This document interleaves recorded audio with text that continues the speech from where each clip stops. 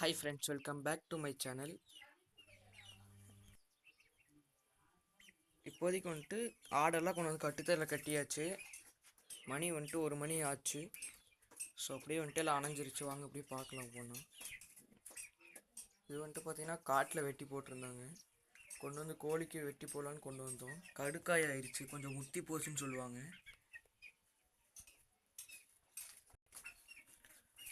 இந்த 2 நாளாக வந்துட்டு கொஞ்சம் வெயில் பரவாயில்ல. முதல்ல வந்துட்டு ரொம்ப வெயில் அடிச்சிட்டு இருந்துச்சு. ஆனால் இந்த 2 நாளாக பரவாயில்ல, வெயில் கம்மியாயிடுச்சு. இந்த ஆட்டுக்குட்டிக்கு வந்துட்டு வயிற்றுல போயிட்டு இருந்துச்சு. ஆனால் இப்போ அந்த குட்டிக்கு போகிறதில்ல, நின்றுச்சு.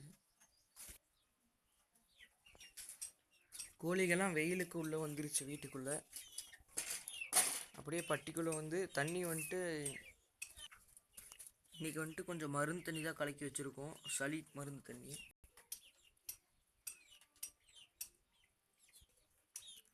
தீவனம் வந்துட்டு அரிசி கம்பு.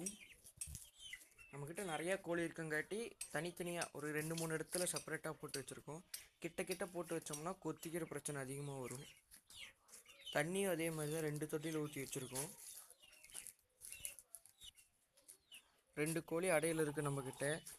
எல்லா வீடியோலையும் காமிச்சிருப்பேன், இந்த வீடியோலையும் காட்டுறேன். கோழி வந்துட்டு அடைக்கோழி வந்துட்டு எப்போ வேணால் வெளியே வரும். இந்த வெயில் காலம் வந்துட்டு எப்பயுமே திறந்தா வச்சுருக்கணும். கூண்டை குப்புன்னு இருக்கக்கூடாது. இருந்தால் முட்டையெல்லாம் அவிஞ்சு போகும், குஞ்சு பொறிக்காமல் கூட போகலாம். இந்த கூண்டுக்கு இப்படி. ஆனால் இந்த மாதிரி கூண்டுக்கெலாம் பிரச்சனை இல்லை, நம்ம க்ளோஸ் பண்ணி வச்சுருக்கலாம். ஏன்னா வந்துட்டு எல்லா சைட்லேருந்து ஈவனாக உள்ளே காற்று போகும்.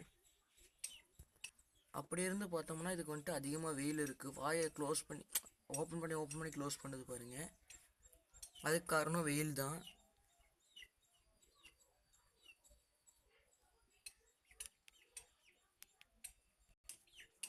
முயலையெல்லாம் வந்துட்டு கொஞ்சம் வெயில் அதிகமானோடனே வெளியே திறந்து விட்டுருவோம்.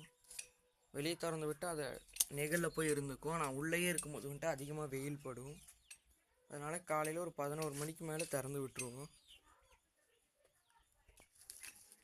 இந்த சைடு அப்படியே பார்த்தோம்னா கோஸ் தலை தான் இருக்குது. சந்தையில் போய் எட்டு வந்தது இதெல்லாம். அப்படியே வெயிலில் இருக்கட்டும், அப்படியே அந்த சைடு போகலாம். அப்படியே இந்த சைடு வந்தோம்னா கோழியெல்லாம் வந்துட்டு வெயிலுக்குள்ளே போய் படுத்துருச்சு. கோழி முயல் எல்லாம் உள்ளே பார்த்தீங்கன்னா முயல் இருக்குது. வாங்க அப்படியே பார்க்கலாம். பாருங்கள் கோழி, அங்கே பாருங்கள் முயல் இருக்கா, வெள்ளை கலரில் தெரியுது முயல். எல்லாம் வந்துட்டு வெயிலுக்கு இந்த சைடு தான் வந்து படுத்துக்கும். ஃப்ரிட்ஜ் பாக்ஸ் கடையில்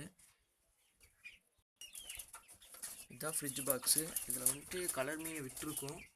ஆனால் இப்போதைக்கு வெளியே தெரியாது, அவ்வளோக்கும் இல்லை. நம்மக்கிட்ட இருந்ததெல்லாம் நிறைய செத்துருச்சு. செத்தது போக கொஞ்சம் இருக்குது. இப்போதைக்கு மீன் நம்ம வளர்க்குற ஆசையும் இல்லை. ஆனால் இது என்ன ஒரு பெனிஃபிட்னால் அடியில் வந்துட்டு கோழி முயல் போய் இருந்துக்கும். மதியானத்தில் கொஞ்சம் குடுகுள்னு இருக்கும், மேலே தண்ணி இருக்கங்காட்டி. அது ஒன்று தான் இதனால் பெனிஃபிட் நம்மளுக்கு. மித்தபடி எந்த பெனிஃபிட்டும் இல்லை. கோழி குஞ்சு பார்த்தோம்னா இப்போ ஃபஸ்ட்டு பேட்ச் குஞ்சு மட்டும் தான் உள்ளே இருக்குது. அந்த ரெண்டாவது அந்த ஒரு ஒயிட் இந்த புள்ளிக்கோழி குஞ்சு ஒரு 4 குஞ்சு இருக்குது. அது வந்துட்டு வெளியவே ஸ்டே பண்ணிக்கும், உள்ளே வராது. உள்ளே வந்து அதுக்கெல்லாம் வந்துட்டு கொத்தி அதை டார்ச்சர் பண்ணும். அதனால் அது வெளியவே இருந்துக்கும்.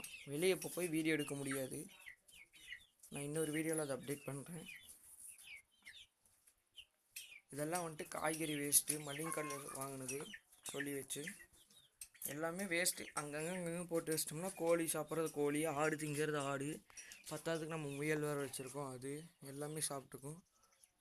ஆடு வந்துட்டு நம்மக்கிட்ட ஒரு 3 தான் இருக்குது. அதுவும் ஒரு பெரிய ஆடு, ஒரு 2 குட்டி ஆடு தான் இருக்குது இப்போதைக்கு.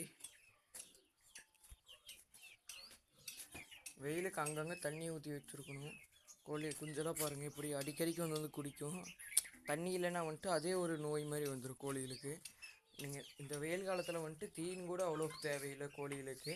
ஆனால் தண்ணி எவ்வளோக்கு வச்சுருக்கோம்.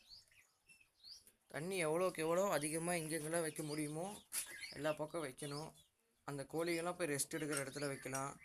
அது போக ஷெட்டுக்குள்ளே வைக்கலாம். இந்த மாதிரி நிறையா பக்கம் செப்பரேட்டாக வச்சுருக்கணும். ஆனால் வந்துட்டு அந்த தண்ணியெல்லாம் ஒரு 6-7 மணி முதல்ல எடுத்து நைட்டு கழுவி வச்சிடணும். காலையில் ஒரு 10 மணி போல் தண்ணி ஊற்றி வச்சா கொஞ்சம் நல்லா பெட்டராக இருக்கும். தண்ணியிலே வந்துட்டு ஒவ்வொரு இதாக கலந்து வைக்கலாம். இப்போ குளிர்காலத்தில் மழை காலத்துலலாம் வந்துட்டு கோழி அவ்வளோக்கு தண்ணி எடுத்துக்காது. ஆனால் இந்த மாதிரி வெயில் காலத்தில் வந்துட்டு அதிகமாக தண்ணி குடிக்கும். அப்போ நீங்கள் என்ன பண்ணலாம், நம்ம தேவையான டானிக்கு சொட்டு மருந்து இது மாதிரியெல்லாம் தண்ணியில் கலந்து வச்சா நல்லா உள்ளே எடுத்துக்கும். பாருங்கள் ஃபுல்லாக நல்லா தண்ணி குடிக்குது. நம்மக்கிட்ட இந்த பேட்சில் வந்துட்டு 14 குஞ்சு பொரிச்சது. அதில் ஒரு குஞ்சு மட்டும் சிக்காகி இறந்துருச்சு. இப்போ 13 குஞ்சு இருக்குது. அப்புறம் அந்த வெள்ளைக்கோழியில் வந்துட்டு மொத்தம் 7 குஞ்சு பொரிச்சது. அதில் வந்துட்டு இப்போ ஒரு 4 குஞ்சு இருக்குது. 3 குஞ்சு இறந்துருச்சு. பாருங்கள் அப்படியே கொஞ்சம் கொஞ்சமாக வெயில் வருது. இந்த மாதிரி தீனி தண்ணியெல்லாம் வெயிலில் இருக்கக்கூடாது. முடிஞ்ச அளவுக்கு எடுத்து நெகிழில் வைக்கிறது பெட்டர். நானும் இந்த வீடியோவை முடிச்சுட்டு எடுத்து உள்ளே வச்சுருவேன். ஸோ அவ்வளோதாங்க வீடியோ. தேங்க்ஸ் ஃபார் வாட்சிங்.